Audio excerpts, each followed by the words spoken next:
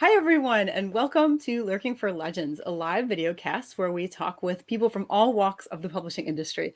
I'm Christie Stratos, historical suspense and fantasy author, and my awesome co-hosts are Richard H. Stevens, he's an epic fantasy author, and David M. Kelly, who is a science fiction author, and he actually had a release today, which I'm sure he will let you guys know about. Congratulations.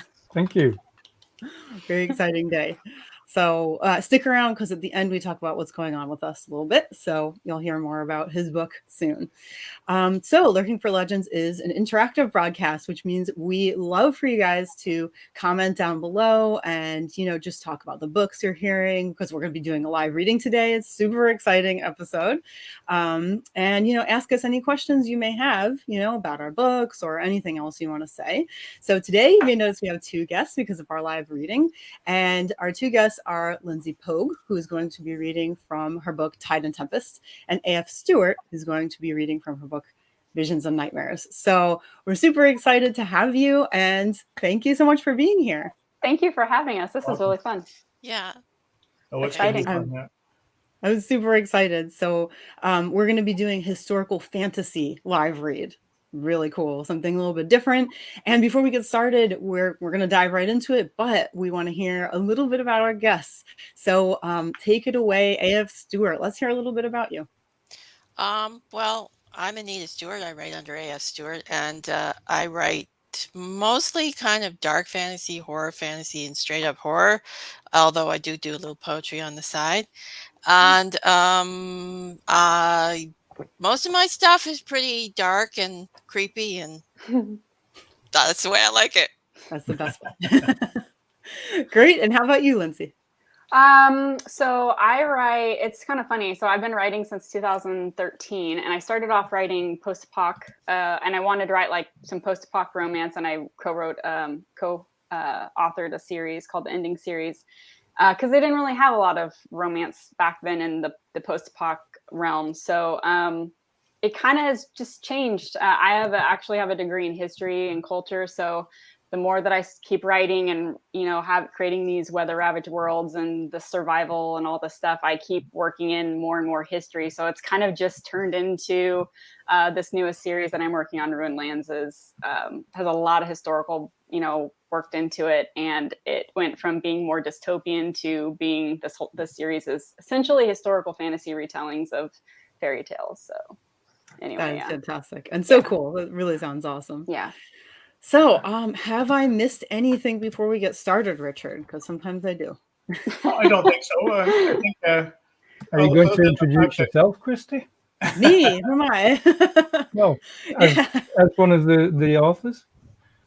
I suppose I could do that. Exactly. Yeah, we'll be reading from. I was going to say, yep. Thanks, David. Yeah, so I'm Christie Stratos. I write historical suspense and historical fantasy. So my historical suspense it's called the Dark Victoriana collection. And I have two novels in that, Anatomy of a Darkened Heart and Brotherhood of Secrets. As I said, all suspense and all the Victorian era. No one goes unscathed. That's the tagline. And then I also have two short stories, and that's The Artist and The Wrong House. All of these can be read as standalones or all together in one universe. And then I also have been writing historical fantasy lately. And that's what we're going to be reading today. That is called Grimoire Society of Dark Acts. And that one's really exciting because it's a serial. So you can read it on Amazon, and it's specifically on Kindle Vella and on Patreon.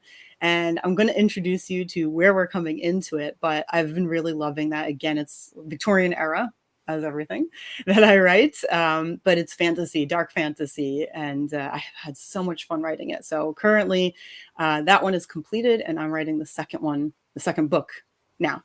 So yeah, that's what we're going to be getting into today. Awesome. Yeah. I love the Victorian era. That's awesome. Yes. Yeah. My favorite. I'm so glad you like it. Yeah, Anita has written in the Victorian era too. Awesome. And before. So we're going to start with you, Christie. So if you want to introduce your story and give us all a bit of a background and maybe the characters that are in it and our cast of characters who are reading them, and you were ready to go whenever you are. Perfect. So this one is going to be from episode 7 of Grimoire Society of Dark Acts. Is going to be, that's or still early on. There are 26 episodes total. So at this point, our main character is Humphrey Bollington, and he's middle-aged, slightly overweight, slightly graying I've been character. typecast. What'd you say? I've been typecast. Yeah. We're just talking about Dave being typecast. Yeah. So he stumbled into the Grimoire Society of Dark Acts by accident. He was bored with his life. He's a druggist. He finds life so dull. And so he stumbled into Grimoire Society of Dark Acts, into their society house, and managed to accidentally end up bloodbound to them. So he is their new oracle. There are 6 people in this Grimoire Society of Dark Acts. He's the 6th. So he has no idea how to do anything or what is happening, basically. He's just being introduced to everything as we go along. So his magic artifact is a crystal ball, and he doesn't know how to use it yet, but his abilities seem pretty random to him and uncontrollable. So at this point in the book, he was just about to go to sleep. This is the society house, so they all live in the same house. He's still kind of like confused and flabbergasted by all of this. All the magic around him and everything. So he suddenly has a vision. This is one of the things that happens when you have a crystal ball, and he can't interpret it on his own. So he has to call Finnegan into his bedroom and say, Finnegan is another character. This is the group's decipherist, and say, what on earth does this, what are they saying to me? What's going on? So Finnegan reads the vision, and it says that another Grimoire Society is on their way to try and basically steal Humphrey away. So everyone wants an oracle, right? Who doesn't want to be able to tell the future? So the Grimoire Society of Assassins is on their way, and Humphrey's like terrified because he doesn't know what this means. So we have a pretty big cast of characters here. I hope it doesn't get confusing. So we have Humphrey, who I already described, and then we have, I'm not going to describe too much because I don't want you guys to get confused or bored with it, but Finnegan is Irish, so he's supposed to have an Irish accent, but Richard is like brilliant with accents, so I expect it to be perfect. Me too. Yeah. All my accents sound like Yoda. And then we have a few other characters. David is going to be playing kind of opposites. We have Knox, who's super gruff, and then we have Carmichael, who's the exact opposite and is like super aloof with like this high-end British accent. And he's being typecast, unfortunately. He's gonna be gruff a few times tonight. Everybody just relax. And then we have Anne, who is a really straightforward Spitfire type of lady, and we have a couple of people whose names we don't necessarily know, and they're from Grimoire Assassins. So I hope that made sense. I hope it wasn't too much. Yeah. And I'm ready to get started if you guys are. Yeah, I am. We're good to go. Yeah, I got to get dressed. It looks like. Oh, that's the first line. Sorry. This is my version of being a male narrator. Nice. This is the best I can do. I need to get like paste on mutton chops. That would do it. Yeah, that would be awesome. Yeah, and a nice stash. Yeah. So I'll apologize for my throat in advance just in case, because sometimes I just get like dry. All right, here we go. Humphrey dressed as quickly as possible. Assassins? For him? Finnegan raced out of the room, and Humphrey heard the sound of a loud bell. Perfect. He peered out of his door as he buttoned his shirt and saw Finnegan pulling on a rope inside the wall, which had been covered by a wooden panel. Commotion from downstairs drew Humphrey out of his room. Knox ran out of his own bedroom, still putting on his shirt. He certainly was built to fight. No wonder he had said he was the muscle of the group. Not 1 inch of his torso was anything but muscle. Humphrey sucked in his stomach. Already coming for him? Knox asked Finnegan, who was on his way back to his room to put on his clothes. And fast. Finnegan shouted back. Carmichael bounded up the steps and straight to the grimoire's room, some of his usually perfect hair sticking straight up despite his full suit looking flawless. Gertrude is securing the first floor, he yelled as he ran into the room. Anne made it up the steps next, her long wavy blonde hair undone from its thick braid. Humphrey almost felt he should look away. Should I take him out of here? She hollered to Carmichael. Finnegan came out of his room in his shirt and pants, hopping as he put on his second shoe. He must learn. Leave him be. Attach Knox to him, Carmichael cried from the grimoire's room. Knox went to Humphrey's side, and Anne removed a purple stone from her pocket. She threw the stone to Knox, who formed a fist around it and then handed it to Humphrey. Quick, close your hand around it, Anne said. Humphrey did as he was told. She held her open palm out and he tossed it back to her. Her skirts swished as she whirled around. I'll help Gertrude. In a moment, she was gone down the stairs. A bright white flash came from the grimoire's room. What's going on? Humphrey asked, the whole situation totally overwhelming him. Finnegan went into Humphrey's room and came out with the crystal ball. He's getting advice. Humphrey took the crystal, his hands shaking with his nerves. Was this the end for him? Could this group really protect him from assassins? It was their very job to kill. How could these people help him? Knox slipped his brass knuckles onto both hands, and this time Humphrey noticed each knuckle had a small stud on it. He grimaced at the thought of being hit by them. Carmichael came out of the grimoire's room, cradling it in his arms. Bang! The door to the roof flew open, and down dropped 3 people in a row, all in black. Carmichael's eyes went white as he chanted his backward language. But before he could finish, a woman threw something at Humphrey. He held the crystal ball tightly, unable to hold up his hands to defend his face. The crystal ball sucked his hand inside and moved of its own accord, blocking the object and knocking it to the floor. Blast! The woman said. She ran at Humphrey and Carmichael finished.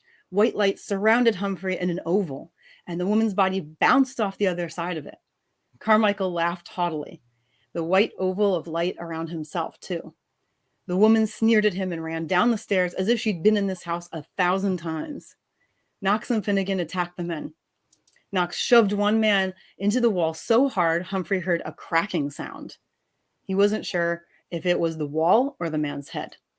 As the man gained his wits, Knox punched him in the face without mercy. The man's head flew to the side, blood spurting from his crunched nose. Helpless with no experience fighting, Humphrey could only watch as Finnegan sparred with the other man. Humphrey gripped the jelly texture inside the crystal ball, wishing he could help, wishing he knew some way to fight that wouldn't land him face down on the floor in 2 seconds flat. Zzz! A thin beam of yellow lightning flashed from the crystal ball and hit the man Finnegan found right in the small of his back. He startled and put his hand to the spot. Finnegan threw his arm around the man's head and held his body locked against his waist. Well done, Bollington, Carmichael shouted. Humphrey's shock left his jaw slack. How had he done that?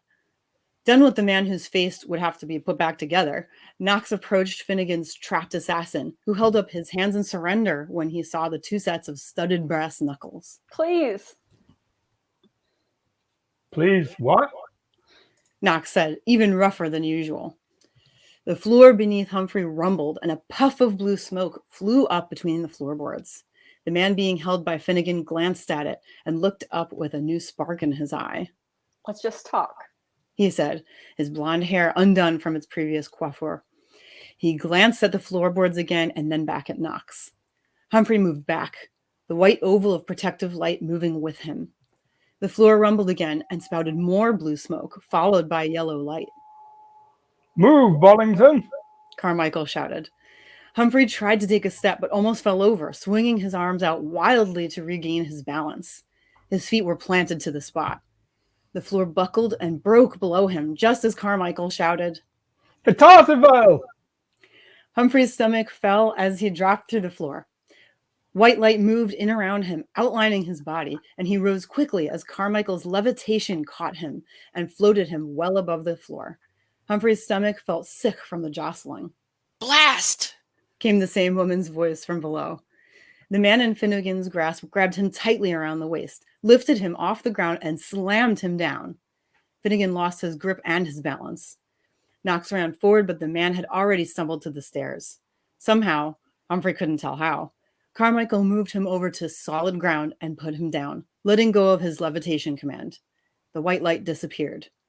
Knox was right behind the man, running down the stairs, their footsteps pounding loudly. No time to waste, Bollington. Carmichael followed with the grimoire glowing brightly.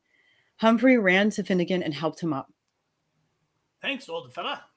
Finnegan straightened. Well, at least for the moment, they seem to have forgotten about you.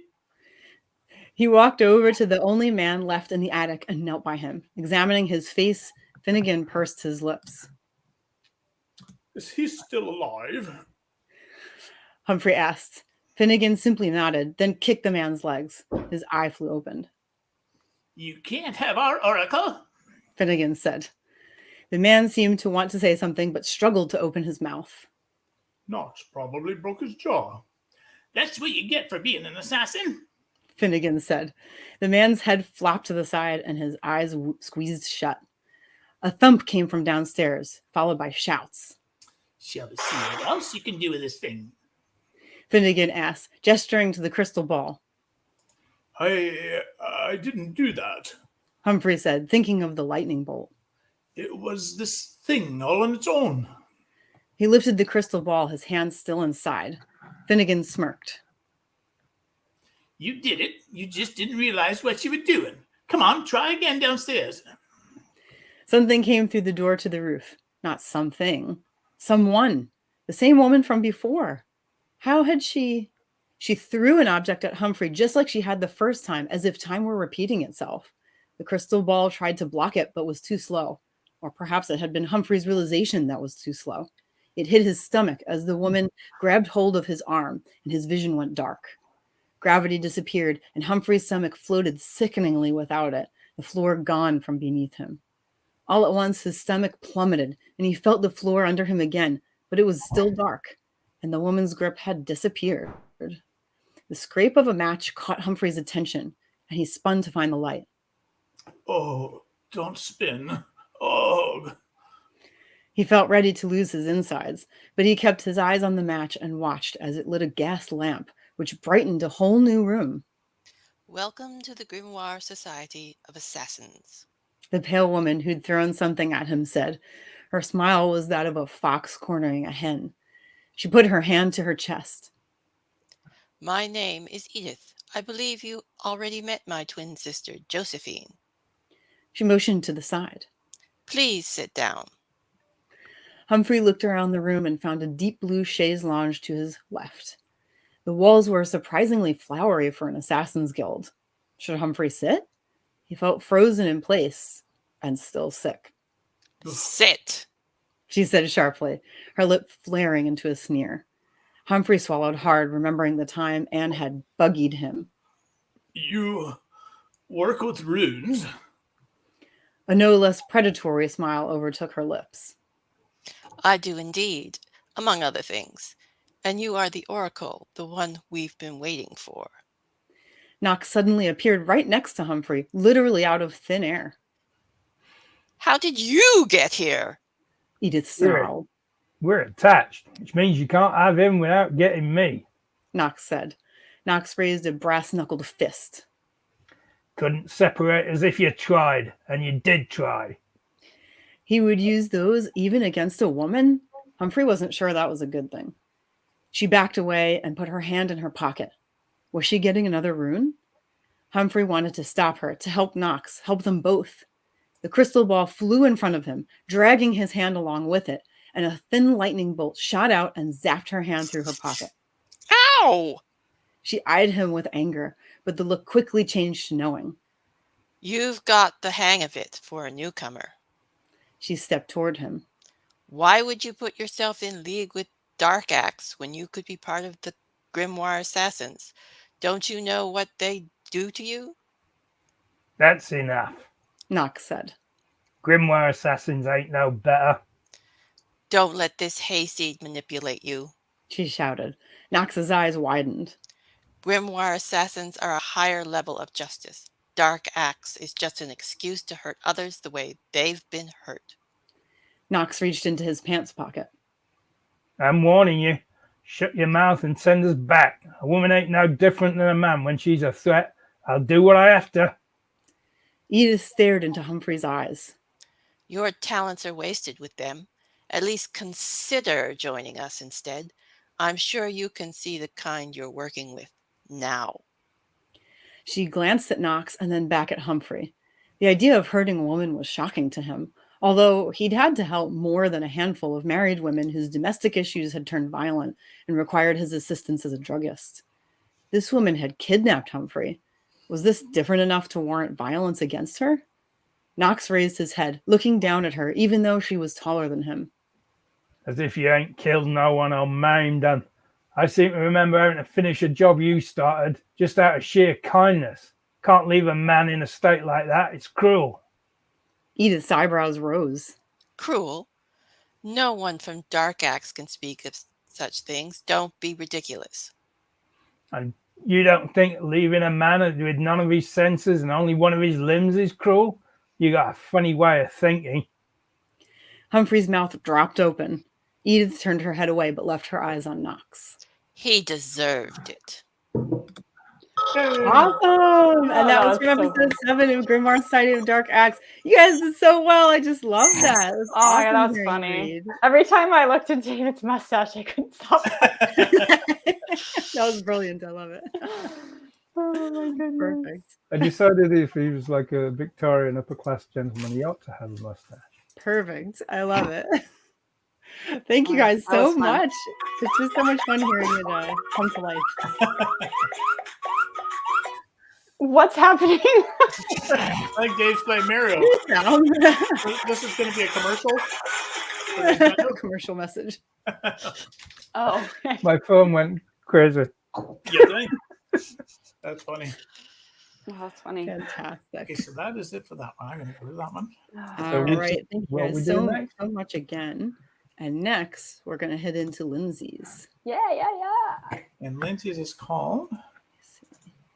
Yeah, mine's calm. This was actually a lot harder than I expected to try and find a place in the book where there was enough characters at one time so everybody could have a role, but then not way too many, and then something semi-interesting going on. But I figured at least with a drunk person, I couldn't be so bad, right? No, this is perfect. Dave, you were brilliant as a ruffian. Yeah. Yes. Thank you. I feel like that dialogue was written just for you. I know. Yeah. When Anita and David were going back and forth, I was like, this is it. This is it. Yeah, I love it. You better watch it. Lindsey or Hillary's going to want you to keep that mustache. Although she didn't like the goatee the other week, so she just wanted the top part, yeah. Yeah, it didn't survive contact with the enemy. Okay, so our next reader is going to be Lyndsey Pogue. So, Lindsey, if you want to introduce your story and set up the background and let us know who's doing what, and you can get that started whenever you're ready. Yeah, so we're going to be reading from Titan Tempest. It is my latest release. It is from a more dystopian series, but it's very much historical fantasy in the world, and it's very kind of like Viking historical. So, anyways, Titan Tempest, this is what we're reading today. And essentially, this is an alternative history fantasy world where climate changed around the start of the Industrial Revolution. So Tempest, black fog, sandstorms ravaged the earth. Just kind of everybody went into hiding in all these different pockets or they died. So this is kind of fast forwarding hundreds of years, and these people in this world that I've created are finding their ways to survive, right? They have their own civilization now, and it's kind of taken on a lot of different forms. So in this specific story, Titan Tempest is about a young woman from a coastal village. It's kind of set in like a very dystopian San Francisco, really. And it's in a land where lightning storms and tempests ravage everything. And so it's you have the dangers of the weather, but then you also have Vikings and pirates and raiders. So this particular scene that we're going to be diving into it takes place after Samara's father returned. She's the main character. There was a raid when she was much younger, and essentially her father was completely in despair, and he left her behind to go kill the raiders, right? Well, he didn't come back for years. She thought he was dead. She's kind of been an orphan ever since, just living among her village. And so when her father does return, and he happens to be, spoiler alert, he does return, he's alive, but he's actually a raider now. So it's like this huge turmoil for her in that she's supposed to hate these people. Her father is like the leader now, and he's quote unquote changed. But let's see. So this is kind of like the first night when they're all sitting together, when she's not totally freaking out, and some of the people from the village are sitting around, kind of catching up with him and what's going on in his life. You kind of get a feel for what the world is like. They talk about the storms and what's happening, but really it's just kind of a fun scene.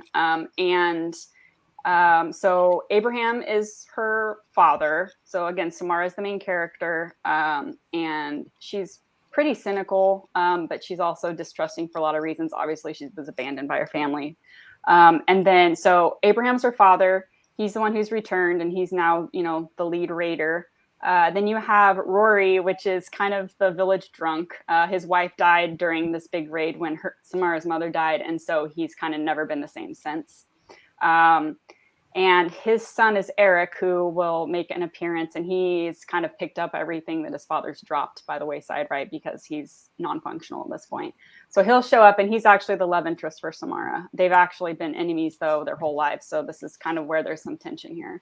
And then Raph is her new, I guess you could call him stepbrother. He kind of came on the ship with her father, and she actually tried to kill him at the very beginning because he was, she thought he was a raider. And then Gil is one of the town people. And yeah, I guess that's it. So I'm going to narrate, and I'm going to be Raph for his few scenes. Richard, you're going to be Abraham. David, Rory the drunk, sorry. Anita is going to be Samara. And Eric, and then Christy is going to be Gil. Great. We're good to go? Attempt at being a man. This is as good as it's going to. I love it. I love it. Richard says it's perfect. Oh, this is so good. Oh my goodness gracious. We're going to have this link to share with people later, right? Okay. Oh, yeah. Okay, good. All right, so here we go. My brow beads with sweat as I stir the stew one last time in the hearth. I can chop leeks and garlic and mushrooms well enough, but with 5 hungry people sitting around the table, bellies rumbling as they wait for food, I find I can't even recall if I've added all the spices or not. There's a reason I rarely cook for anyone but Gil and me. I'm horrible at it. I grumble. Not to worry, Raph says, coming up behind me. His grin is as cocky as ever. Everyone has enough ale. You won't have to worry about their taste buds. Smiling, I shake my head, knowing it's true. He reclaims his chair at the table and scrapes beneath his fingernails with the tip of his knife, looking bored.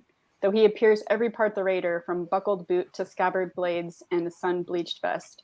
Raph's devil-may-care attitude and handsome face make him far less terrifying than I initially thought, especially when he smiles about something my father says, looking almost boyish. I ladle the first bowl and slide it down the table. You've been gone for years. Rory slurs and refills his ale. Well, the suspense. I had to get me affairs in order and was waiting for the right time to return. My father explains.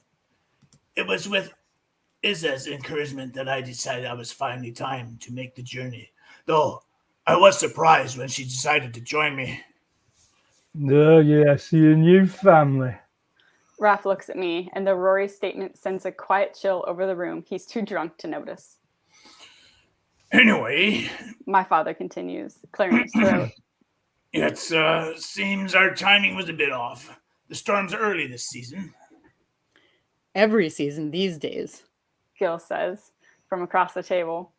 And it's only getting worse. I set another bowl of soup on the tabletop, and it sloshes over the brim as Rory slams his fist down with a hearty laugh.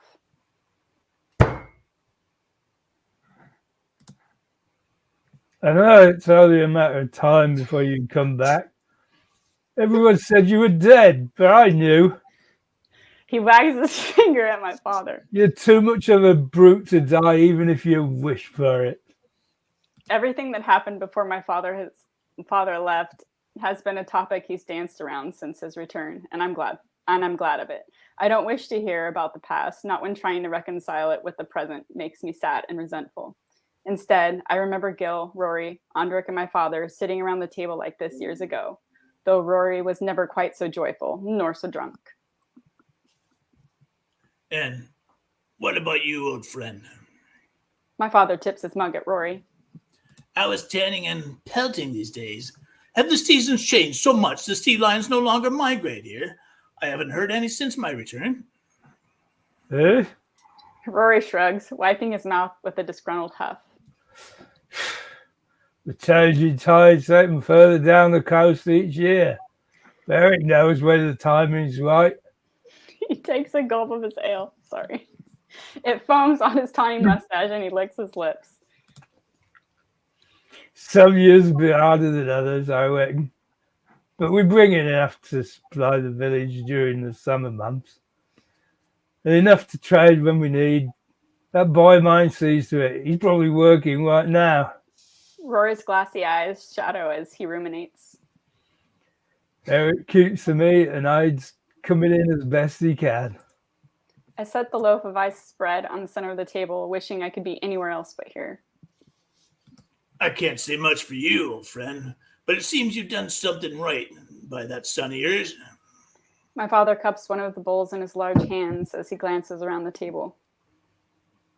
Hopefully our efforts trolling the sea for the enemy have provided the village with one less thing to worry about. I'm sure it does much for your current weather predicament. As the weather worsens, so will your harvest. What will you do in 5 years, or 10, when there is no winter break from the storm at all? Surely you won't be able to stay here for much longer. It's a matter we've been discussing. Gil explains, taking a sip from his bowl. The room falls temporarily silent. With everyone eating, I ladle a bowl for myself. I'm about to put the spoon back into the pot when there's a knock at the door. Expecting someone? It's a jest, one that's almost cruel because Raph knows I'm not much for friends. When no one moves to get the door, I heave out a sigh. Allow me. I drawl and crack the door open, expecting to find one of my father's men, but I stop short. Eric? Straightening, I open the door wider. Eric clears his throat as his gaze shifts from me into the cottage.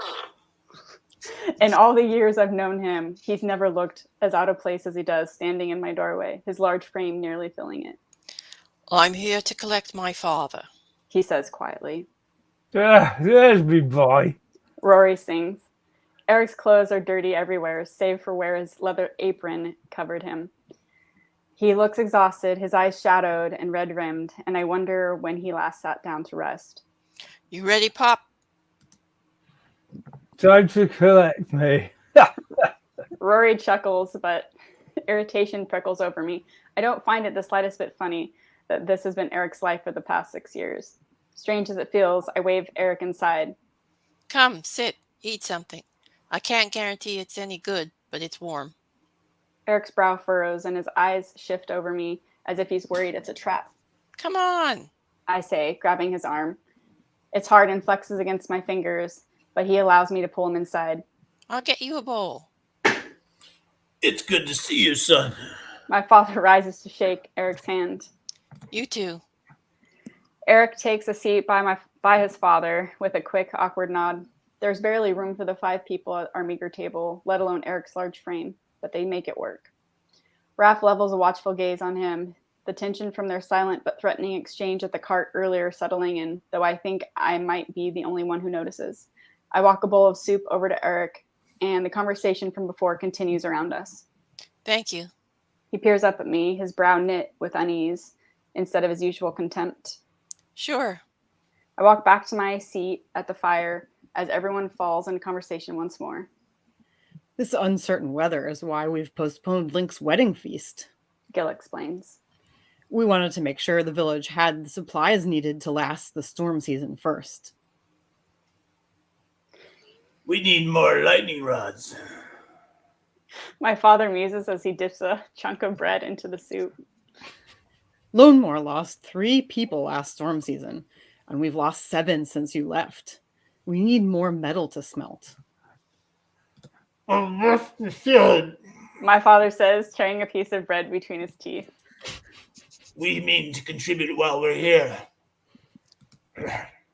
Assuming the weather holds, Raph will lead a team of men to hunt tomorrow while the rest of us help with village repairs. building together one like old times. Rory slurps down the last of his soup, and when he looks up, it drips from his mustache. It hasn't been the same here since you left. Not without you or Olivia. Raspoon stills at his lips as Rory looks at me.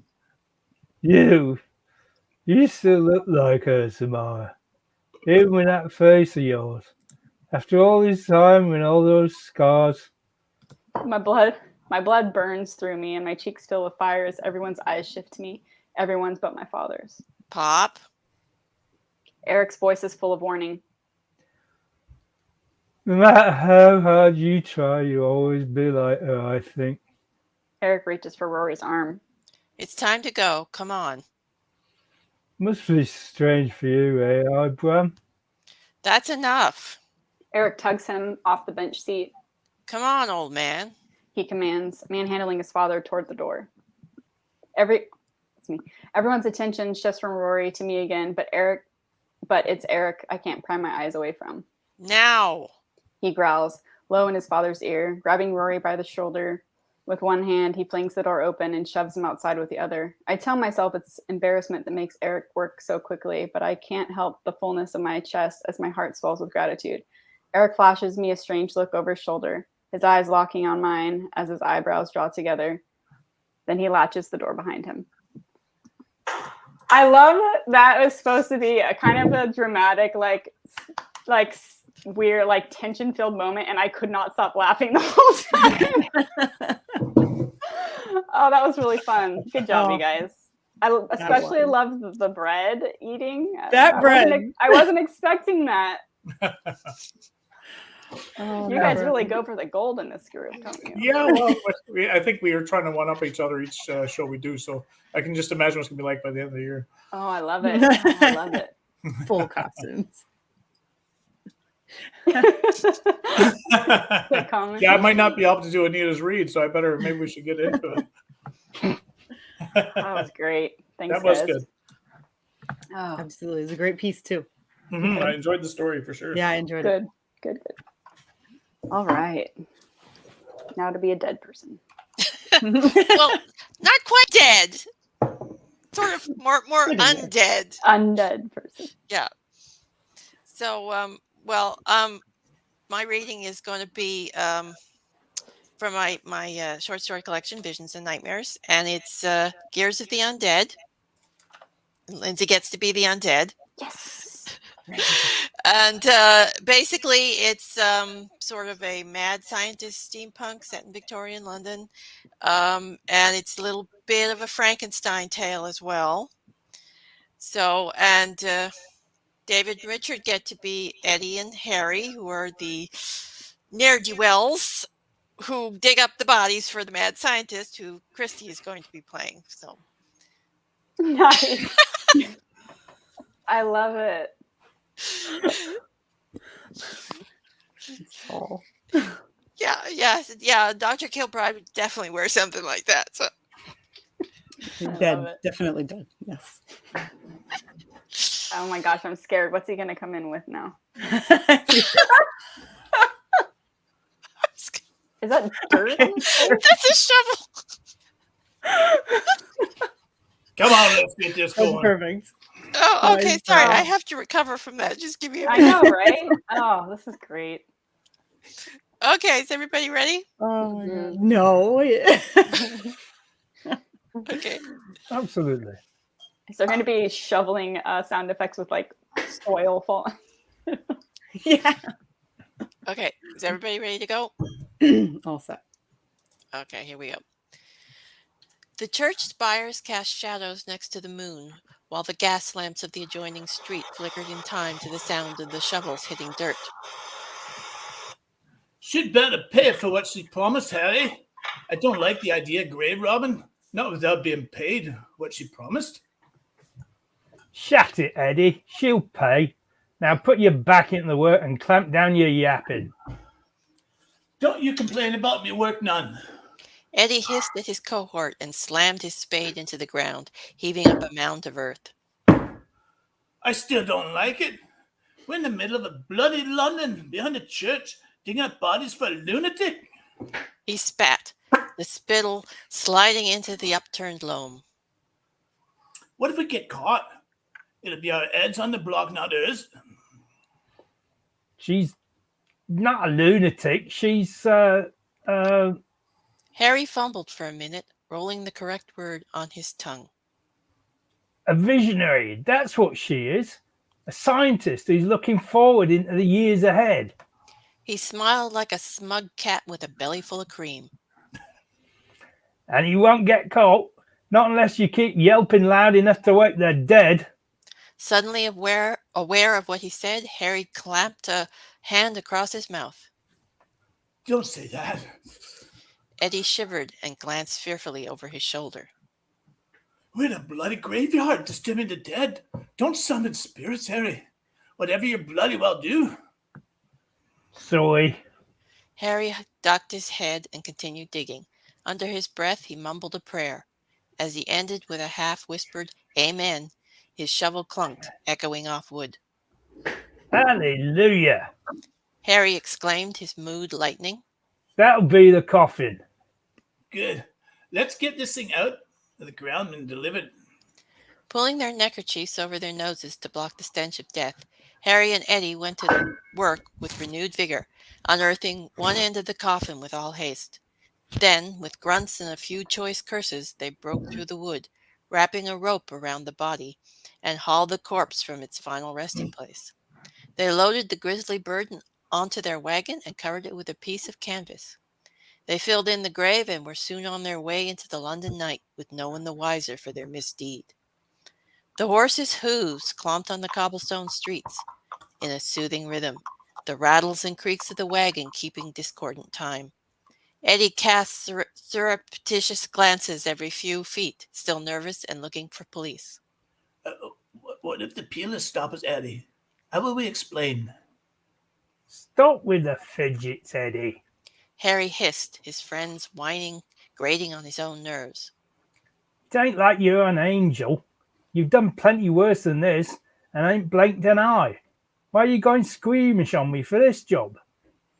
It's the nature of the thing, Eddie. Even for me, this ain't proper. Don't feel right. The dead should stay buried. If I didn't need the money so bad. Eddie sighed. You sure she'll pay? Harry smiled. She'll pay. And with that statement, he flicked the reins and picked up the pace a bit. A row of 7 gurneys lined the length of the outer wall. Each supported an amalgam of body parts cobbled together with mechanical apparatus and sustained by clanking medical equipment that hissed steam. Dr. Louise Kilbride stood over one of her creations, a man strapped down and immobile, adjusting a joint with a spanner and a screwdriver. There, that should fix your problem. That armor will look fine in no time, you'll see. She patted the dead flesh of the elbow. I'll make everything better, don't you worry. At the sound of her voice, the creature on the metal table turned his head, and his one mechanical eye blinked with a whiz and a click. The other eye did nothing, as it was simply an empty socket. Why?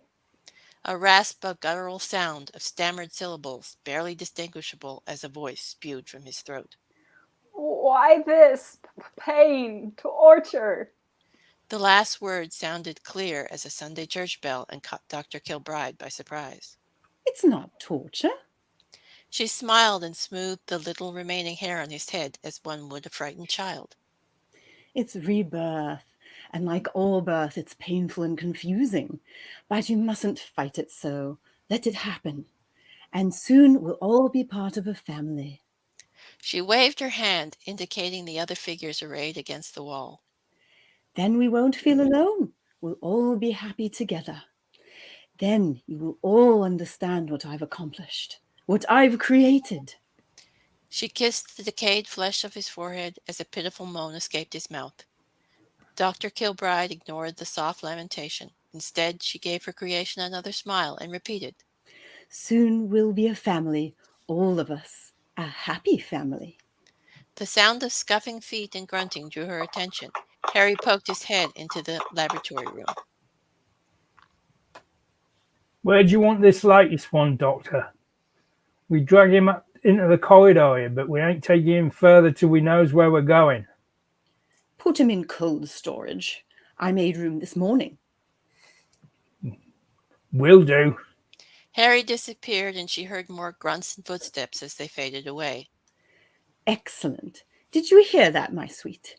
Another specimen. Soon I'll be done with plenty of spare parts, and everything will be perfection. Another moan came from her creature, but she only laughed, thrilled with the progress of her work.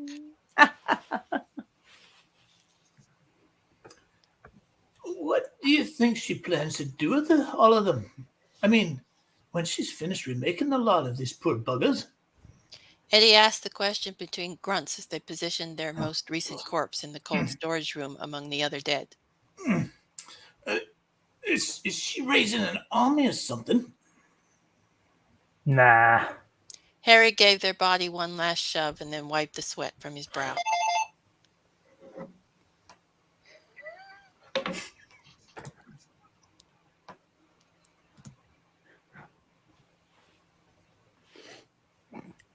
Harry?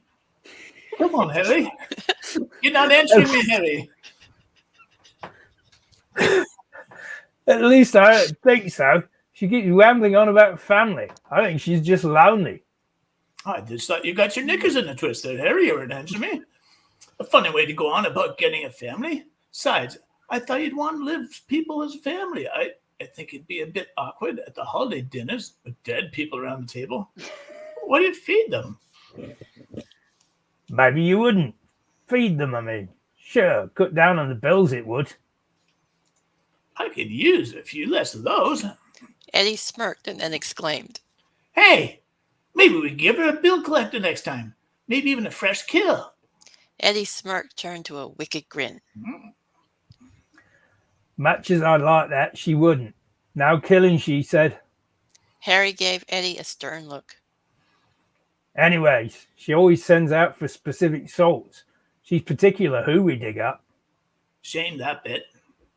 There's one or two blokes I wouldn't mind ending up giving over to her. I know what you mean, it's tempting, but I don't think I'd like crossing the good doctor. I suppose. She is, well, the whole thing seems peculiar. Eddie shrugged. Harry bit his lip and nodded, knowing what Eddie meant, but unwilling to label his employer as crazy, at least out loud. We're better off not questioning, I think.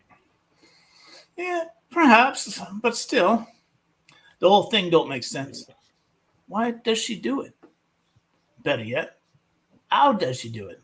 I mean, one of those things of hers is moving, talking. It's not like just some barmy scientist messing with corpses and whatnot. She brought a dead person back to life. That ain't natural. That ain't no science I ever heard of. Not that I've heard of much, mind, but it fair gives me the willies. What if she's messing with something supernatural or devil worship or something? I don't know, Eddie, I don't know. That worries me too. How she does it ain't natural. I don't think it's something evil either. But that ain't the thing that worries me the most. It's whether she can control those things of hers. Eddie whistled in surprise, as if the thought had never occurred to him.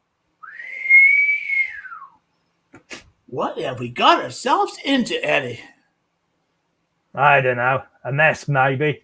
I just think of the money and the hope that things turn out all right and keep my mouth shut. You should do the same. Yeah, I guess we're in too deep now. Dr. Kilbride listened to Harry and Eddie leave, their work finished, and the great clank of the front door slammed behind them. She went out and slid home the bolt, locking herself in for the remainder of the night. She wandered back into her operating theater, facing her creations. Hello, my dears. Our friends have left for the night, and we're alone. Time to get to work. A little moan came from the left. Not you, my sweet. Tonight, I'll work on my girls. They're almost ready. She smiled. I have to attach their new arms and give them another dose of the serum. It will work better on them with the limited decay, like it did on you. They should last quite a while before I must replace flesh again. She sighed. Not like the others. She glanced at the tables farthest from the door. I waited too long with them. There'll be more machine than flesh by the time I awaken them. Then she turned and flashed a smile at her conscious creation. Oh well, they'll still be my family, mechanical or not. She hummed as she walked to the gurneys containing the strapped down, unconscious bodies of the 2 young girls missing their arms. On a nearby table lay 2 pairs of clockwork mechanical arms and several syringes. Dr. Kilbride picked up one limb and glanced back at the man. How old were they when they died? Aged 10 and 12? The man refused to answer, turning his head. I suppose it doesn't matter. They're past aging now. But soon you'll be reunited. Won't that be jolly? She grabbed a syringe and turned her attention to the girl nearest to her. She injected the syringe's contents into the child's neck and then waited. The girl's eyes flickered, and Dr. Kilbride smiled. Excellent. She's waking up. I can begin. The doctor fitted the mechanical arm to the child's right stump, ratcheting and securing the metal apparatus in place. She retrieved a screwdriver from the table and one by one tightened the attaching screws to the flesh and to the bone. The girl's screams filled the room, and she heaved against her restraints as each screw pierced her and fastened her new arm into place. The man's sobbing moans echoed each shriek of the child. Dr. Kilbride ignored it all, focusing only on her work until she fused the new arm to the stump. There. All done. Now, on to the next limb. The child renewed her shrieks, tears soaking into the gurney's linens, the medical bed creaking under the force of her struggles to escape. Dr. Kilbride began to sing a lullaby and scooped up the child's other arm. Then she repeated the procedure for the girl's left arm. At the end, the child subsided into weeping and whimpers. Dr. Kilbride injected another syringe of serum into the girl's neck. She turned to the man. There now. Your daughter is good as new. One restored and one to go. She smiled, lifted a remaining clockwork arm and a syringe, and walked to the other child's bed. As she injected the second girl, the man howled his rage, and the whole crowd screamed.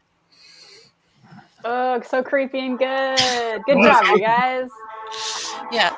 Oh, yeah. I love Christie's doctor. You were perfect. Oh, yeah. It's really good. It was very good. Yes. I have to say this. I don't know about anybody else, but I am now absolutely terrified of Christie. It was too natural. That was great. That was fun. That was a really fun excerpt. That was. That was very good. Thank you for coming on our show. That was amazing. I'm going to bleed nightmares tonight. Dirt on your face or what? Yes, I love it. Yeah, that's actual dirt. Yeah. I love it. That was brilliant. You're like just putting it to the side on your desk for later, you know, because that's just how we are. We're weird authors. Dirt, yeah. Oh, goodness gracious. And Oh, CJ's is amazing. So much fun. Yeah, that was a lot of fun. I enjoy doing Lurking for Legends, but I really enjoy doing the live read Mondays. Or I say Mondays. It's the first Tuesday of the month. The live read Tuesdays. Yeah. It's so much fun. Really so much fun. That was a lot of fun. Thanks, everybody. Yeah, thank you. This is really good. Yeah. Dave and I always try to make Christie laugh if we can. You guys really nailed it this time. Yeah. That was it for me. I couldn't stop. Now people are dying and now we're like laughing. Being tortured. I'll just fix this limb to this child. Yeah, I love that. It was Christie was like she was enjoying her work really well. And she's like, that was great. That was fun. So my cheeks actually hurt just from like the last 30 minutes of. Yeah, I was watching it. It was so funny watching Lindsay try not to laugh. And I'm sitting there trying to follow and watch you guys at the same time, like, wait, what? Because I couldn't like decide what I needed to do. Anyway, Tiger Fox says you're all hilarious. I have to watch these from time to time. We do these the first Tuesday of the month. Yes. So we Thank you, Frog. Thanks for coming. Thank you. We have different genres that we try to do. What did we do last month? I can't remember the genre we had, but we'll do a different genre next month. And we just keep going around, and we'll even get into romance. I can't wait to see Dave do some romance. That should be fun. We'll get you some steamy romance, Dave. I might get my wig out again. Yeah. Yes. The wig. So again, thank you, Lindsey and Anita, for joining us, and thanks, Christy, for reading yours as well. Thanks. Before we go, Lindsey, do you have something that's coming out soon? And also, where can we find your books? Yeah. Actually, next Tuesday, the 14th, my newest release, it's a Gothic Beauty and the Beast retelling, comes out. It's like Jane Eyre meets Beauty and the Beast. So that's called City of Ruin. And that will be out, like I said, on Tuesday. It's the first in my retelling series, my historical fantasy retelling series. And yeah, you can find my books on my website. I'm pretty much everywhere on all social media, lyndseypogue.com, author Lindsey Pogue on social media. And yeah, I also have a podcast where we actually like to do fun stuff too, called No Shelf Control. And we talk about book adaptations and, you know, trending books on TikTok. I guess TikTok, Book Talk. So yeah, I'm kind of everywhere. That's awesome. But this is the first time I've done like a live thing like this. So this is really fun. So glad you could join us. City of Ruin is amazing. Oh, thank you.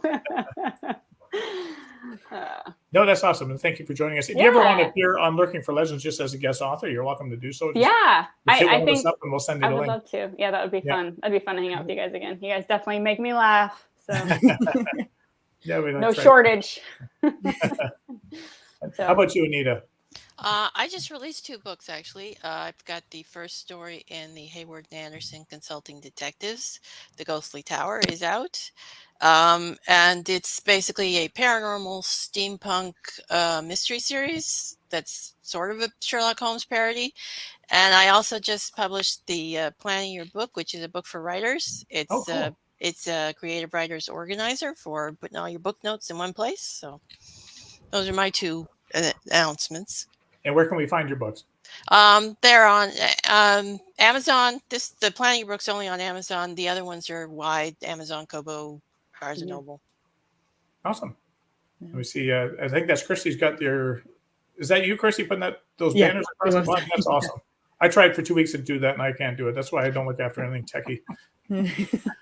Caroline does the techie stuff behind the scenes, and Christy does it, and so does Dave. Actually, while we're on air, I screw them up all the time. So stick to the shoveling, Richard. So again, thank you for joining us today, and we really appreciate it. Your stories were great, and we had a lot of fun with them. So yeah, thanks for inviting. That was fun. Yeah, thanks. It was a great time. Absolutely. So is there anything new with Christy this week? Not too much. I've been working on the second book in the Grimoire Society's series. And so yeah, I've been working on that. Let's see, I'm up to episode 4 now. So I'm just gonna wait until I'm a few episodes in to start releasing them as a serial again, but I predict July. So I'm super excited about that. That's really what I've mostly been working on now. Nice. How about you, Dave? And actually, we know something's happening with Dave today. We do. Other than he's drunk. No. There we go. Yeah, that's it. There we go. Awesome. Oh, very cool. My new book, Quillington Dawn, which is the second in the Logan Two Feathers series, is out today. Launched it today. It's a sci-fi adventure thriller set on the first planet to be colonized by humans, and follows on from the first book pretty much directly, with even more crazy action in going on inside it. The future is about to get more action-packed again.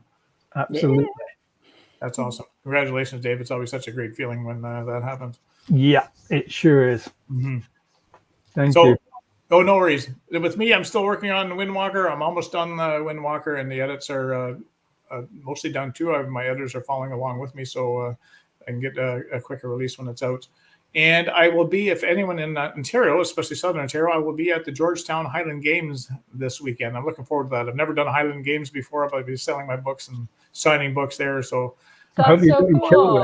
Yeah, so it'll be a lot of fun. Yeah, I did a couple events last week. I did Robin in the Hood, and that was really cool. And it was an awesome setting. It was right in the woods. So we had all these tents set up in the woods, and they had a whole bunch of people come in, and it was a very good day. So sold a few books. That's so cool. Yeah. It was a lot of fun. So anyway, next week's guest. Yes. So have you got your kilt ready?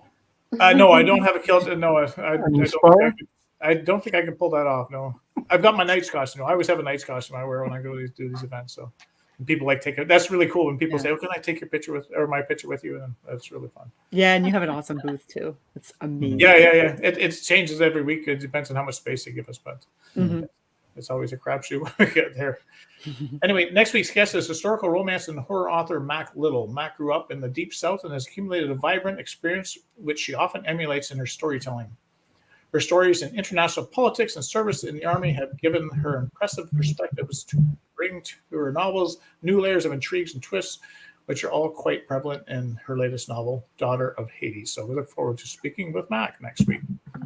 So don't miss that. And remember, the first Tuesday of every month, we do another live read. We haven't quite set what the genre will be next month, but Christy and Dave and I will put our heads together this week and figure it out. So until next week, for Christy, Dave, and myself, we hope everyone has a great week. Until we meet again. Bye, guys. Take good care. And I think thanks for hanging out. You're welcome. Christy, we lost you. She gone. Oh, no. Anyway, good night, everybody. Bye.